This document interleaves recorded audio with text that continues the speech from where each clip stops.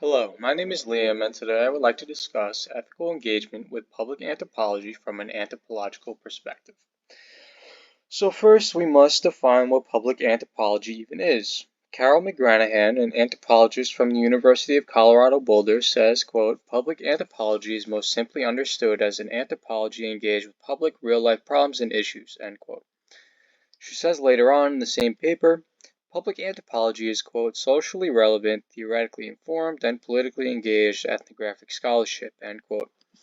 This is certainly a sufficient definition when solely discussing academic anthropologists' engagement with the public, but it is an insufficient definition insofar as it does not take the work of amateur or recreational anthropologists into account. This is important because these are the quote-unquote anthropologists that most frequently and effectively engage with the anthropologically uninformed population. These amateur and recreational anthropologists are who I would like to focus on in this video. The first iteration of amateur anthropology I would like to discuss is that of the hit TV show Ancient Aliens. Ancient Aliens has attracted massive amounts of support, but it has also received massive amounts of blowback from professional archaeologists and journalists everywhere. For example, archaeologist Sarah Koenig says in her TED Talk, quote, "Think of the History Channel series Ancient Aliens, currently in its 15th season, or of the most recent Indiana Jones movie about the Kingdom of the Crystal Skull, or Eric von Daniken's classic book, Chariots of the Gods. Here's the crucial question. Who cares? It's just entertainment, right? Isn't it a nice escape from reality and a fun way to think about the world? It's not. Most pseudo-archaeology is racist and xenophobic, and like other forms of entertainment, it influences our culture in real ways," end quote. Alexander Zaitchik of the Southern Poverty Law Center writes in an op-ed, quote, "The History Channel's long-running series, Ancient Aliens, meanwhile, features David Childress, whose books cite and build on the work of James Churchward, who promoted an ancient empire called the Lost Continent of Mu, whose dominant race was an exceedingly handsome people with clear white or olive skin. While the appeal of these theories has its root in Jacksonian justification for manifest destiny, their current manifestations are closely intertwined with the venomous persecution complexes that motivate the modern far right," end quote. Michael Shermer, a notable journalist and publisher of Skeptic magazine, tweets, quote, "The racism behind Ancient Aliens, alien hoaxes, etc. is the bigotry of low expectations," end quote, while citing an article by Christopher Heaney of The Atlantic magazine. Heaney is an assistant professor of Latin American history at Penn State University, and he writes, quote, "They speculate that Peru's greatest pre-Columbian achievements, including Machu Picchu, according to a theory aired on the History Channel program Ancient Aliens, are literally out of this world, the product of a superior extraterrestrial race or their borrowed technology. The use of the word race is telling, as it suggests how the repurposing of older European collections of non-European bodies and research upon them can produce old and debunked theories of racial deficiency. That indigenous Peruvians, in particular, could not have built such advanced monumental societies on their own," end quote. These are only a few of the scathing criticisms of Ancient Aliens, yet somehow their recent Netflix docuseries Ancient Apocalypse has dwarfed Ancient Aliens in its controversy. Ancient Apocalypse was released by Netflix in 2022.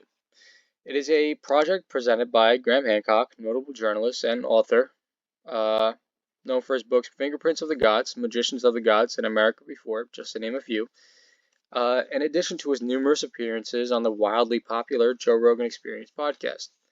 The documentary series essentially presents his theories about an Ice Age cataclysm and the resulting destruction of an ancient advanced civilization that was responsible for the construction of ancient megalithic monuments such as the Sphinx, Pyramids of Giza, Mayan pyramids, Göbekli Tepe, etc. While these claims are not wholly devoid of academic support, they are speculative at best, and as a result have drawn the ire of not only mainstream archaeology, but also mainstream political and social discourse.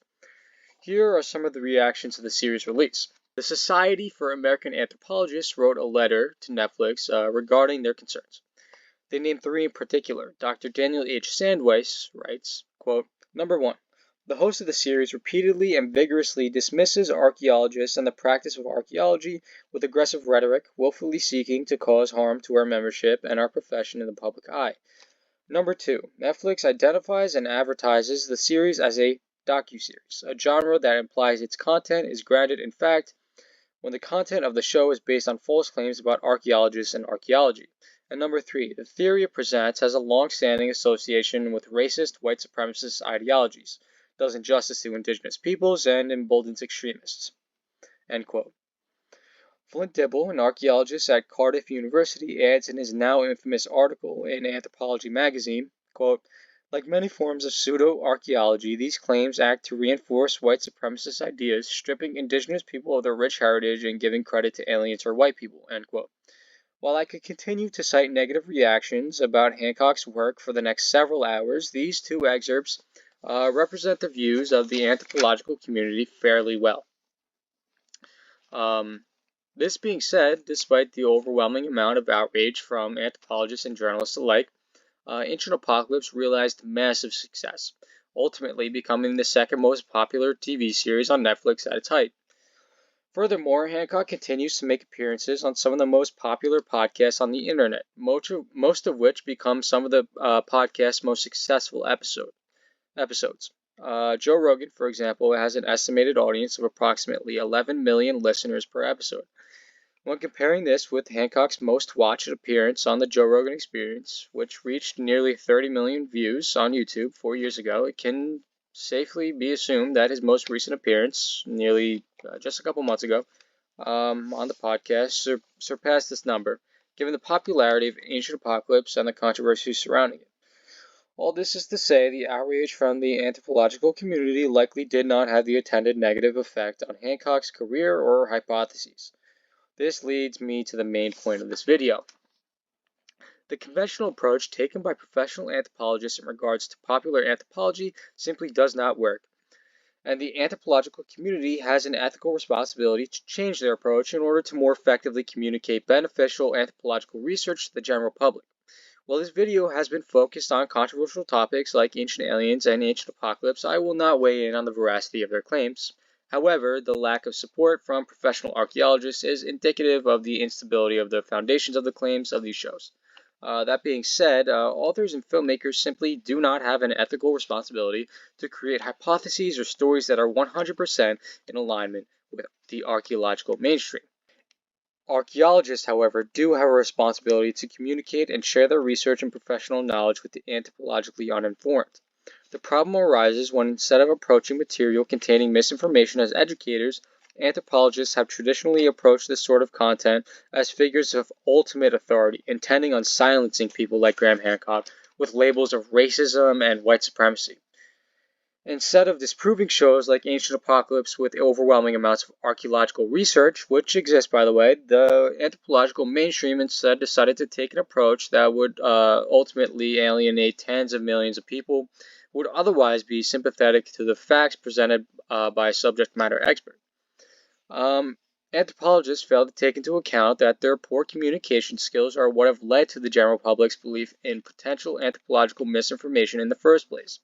And instead of acknowledging this fact, anthropologists have instead decided to label average people who enjoy stories about giants and aliens as ignorant racists. These interactions serve no other purpose than to exacerbate the disconnect between the general public and the academy. This video is ultimately a plea to current or future professional anthropologists to make the ethical decision to engage with the public in good faith. Speak to people like Graham Hancock, and instead of trying to psychoanalyze and figure out what his motivations are for holding the beliefs he does, engage with his argument and the misinformation you believe he spreads. Use social media platforms like YouTube, Instagram, and TikTok to expose people to anthropological insights and educate people on the fascinating history of humanity, rather than using these social media platforms to name call and patronize. A change clearly has to be made in the professional approach to public anthropology. And the truly ethical approach includes empathy, inclusivity, and a genuine passion to educate. All of my sources will be in the description below.